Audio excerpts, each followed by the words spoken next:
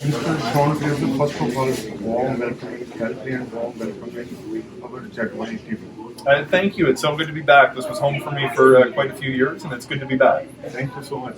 And I have one question. What is the new changes and any updates in innovation we'll see in 2023?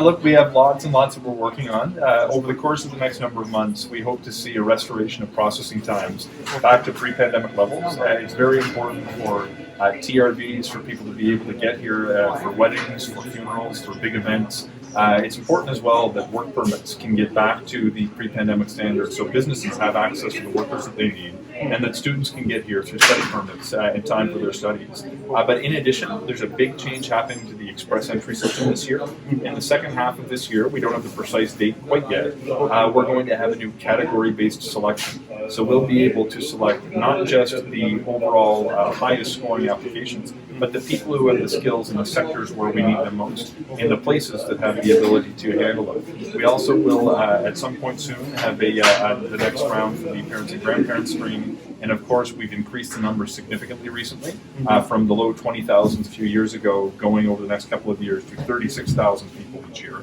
So we're going to continue to do what we can to reunite families and to get people to Canada who apply here more quickly. And one question more, as we know, Canada government is deporting approximately 700 immigrant students. So is there any way or any special law or any act that can save them? So first of all, it's really important that we get the numbers right. I've seen stories about 700 people, but we have not confirmed that there are 700 people who are facing deportation. We are aware of a few dozen right now, and we're taking it very seriously.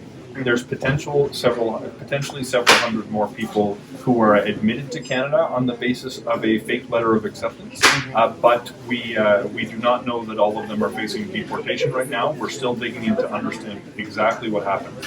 For people who have been taken advantage of, they will have an opportunity to demonstrate that they were the victims of fraud rather than people who broke the rules to come to Canada. We'll look at solutions to make sure that we're being compassionate to people who may have been impacted, and we have to strengthen the integrity of the system. So we're working on a new plan with colleges and universities to better compare the letters of acceptance in our system to the ones that schools have actually issued. So we know that we won't be processing false applications in the future. So there's a number of things that we're going to do to make sure people have a fair chance to demonstrate that they should have an opportunity to stay if they've been impacted. But in the long term, we're going to change the way that we do things so fewer instances like this ever happen again. Okay. Thank you so much for your joining us and really appreciate it. It's my pleasure.